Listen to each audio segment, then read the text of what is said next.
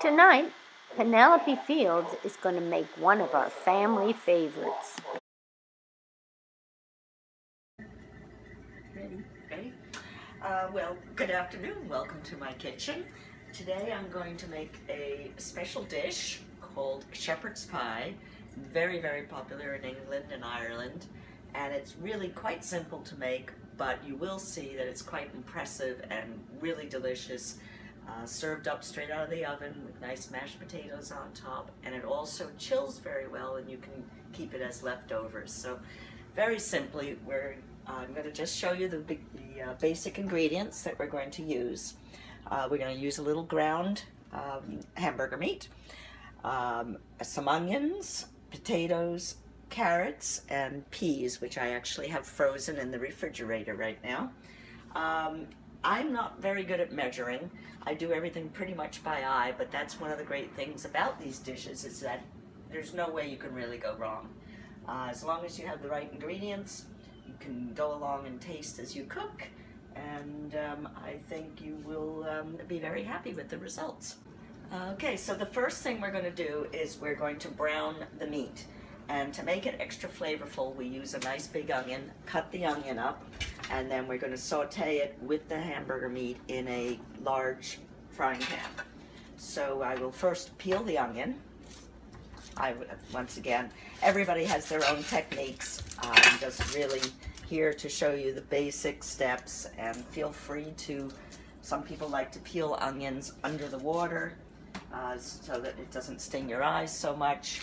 I like to cut it in little pieces first. Don't peel the whole thing first because I will start crying over my dish, and we don't want that to happen. So we're going to first slice up the onions, and again crosswise so that we have nice little diced pieces of onion. And we're going to cut enough to mix in with the hamburger meat. So I will finish cutting this onion and get the meat browning in the fry pan along with the onions. And at this point, I'm actually going to add a little bit of oil. I usually use olive oil. Today I'm using Luana safflower oil, but feel free to use whatever oil you have just to, keep the meat moist and allow the onions to brown nicely along with the meat. So what I'm going to do is turn on the oven and sprinkle in some of the onions on the bottom, get them cooking, and ground up the hamburger meat along in here. I did just wash my hands beforehand, and I am just breaking up the meat and putting that in the frying pan.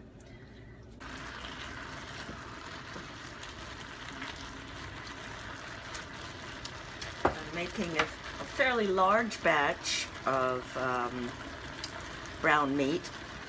That way I can make several meat pies, shepherd's pies, and I'll give one to my sister and one to our mom, and everybody will have a good dinner tonight. So now that the meat and onions are browning nicely, I'm actually going to turn down the heat a tiny bit and start adding some seasonings. What I am doing now is a little salt and pepper, and feel free to season by taste, but a little salt and pepper in this is really good. And then I like to add a little something else. You might have your favorite spices. This particular one is a Greek spice. It has a little oregano, garlic, onion, salt and pepper in it. And I'm going to put in a little bit of gravy master, and the gravy master just enhances the flavor of the beef.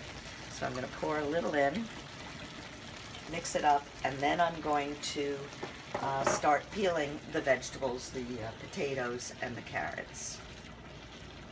There we go. It's starting to smell very good. Okay. Now I will come over here and peel some of these carrots. Actually, what I do like to do sometimes is just peel them into the sink over a paper towel in a sieve. That way it makes the peel so much easier to clean up afterwards. You just pick up the piece of paper towel and off you go. So peel these nice carrots. And then we come back to the cutting board and dice them.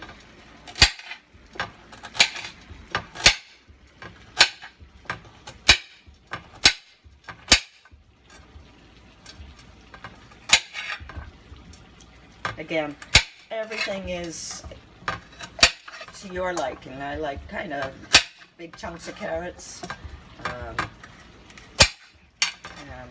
After we put the mixture into the oven, you'll see everything will cook up nicely. And anyway, so I'll continue cutting these carrots, and then I'll also peel some potatoes. These potatoes are rather small, but these are the ones I had in the house, and again, it doesn't matter. So long as you have potatoes, we're going to make some, boil these up, make some mashed potatoes, which will go on top of the shepherd's pie.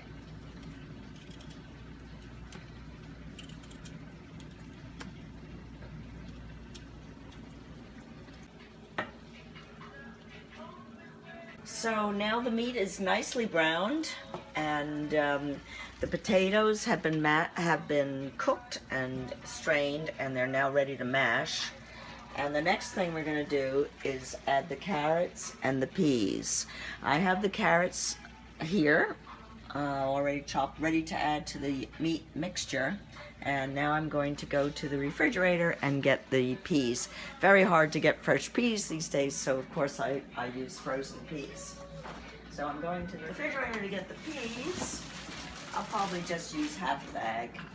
I'm going to come over here, snip the bag. I will put maybe, I would say probably about half of this in a bowl. But again, do everything by eye and to your preference. And we will add these ingredients to the meat mixture. I probably should have used a slightly bigger pan, but you know what? This is going to work just fine. So I'm pouring the peas into the mixture. Mix that in there. Lovely, lovely, lovely.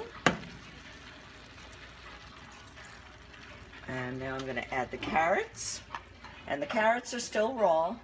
They will cook as we bake the shepherd's pie. So I'm going to just stir this in, and when I stir it in, I will mash the potatoes. Here we go. Okay, just let this continue to heat here while I get ready to mash the potatoes. So in mashing the potatoes, I don't actually have a masher. I do it the old-fashioned way, the way that my mom used to do it, and that's with a fork. So the first thing I do is I put in a little butter. I have quite a few potatoes here, so I'm actually using almost a full stick of butter. And I am mashing them in here. The butter's melting nicely because the potatoes are hot. So now I'm going to add a little milk to the potatoes. As I mash, it makes it a little easier to mash. And continue just to mash this up nicely. Oh yeah. So now that we have cooked the meat and the carrots and the peas and the onions, and we have the potatoes all mashed, we're going to assemble the pie. I'm just doing, of course, one at a time here. I won't be using all my ingredients here because I'm going to make definitely 2, maybe 3. Anyway, we we fill the pie dish with the meat mixture. And I have the oven preheated at 350 degrees. So we fill that like that, and we're going to top it with mashed potatoes.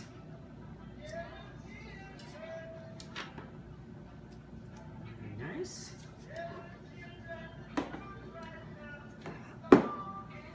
So, fill it up like that, top it with the mashed potatoes. Oh, of course, everybody's favorite.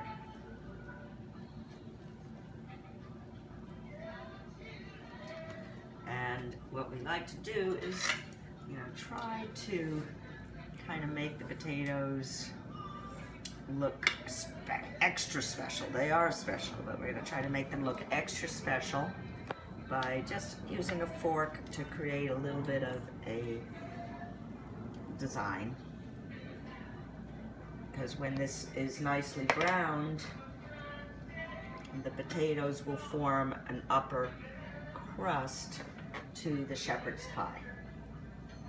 So now that this is assembled, we're going to put it in the oven at 350. And we have a nice little, you can do whatever you want. A little ski slope, a little this, a little that. Whoop, whoop, whoop, whoop, whoop, whoop, whoop, whoop. There we go. Beautiful. I'm going to put that in the oven.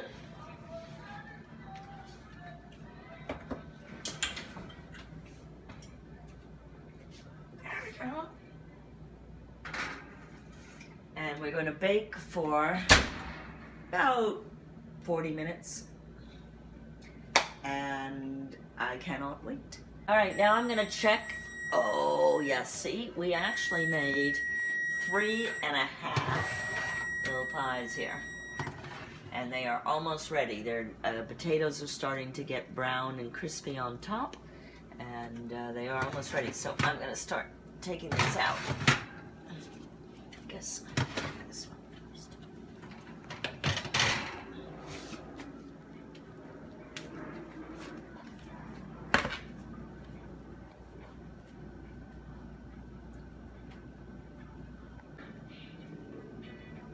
So in just a short time, yes, I poured myself a cocktail. We are now ready to eat our shepherd's pie.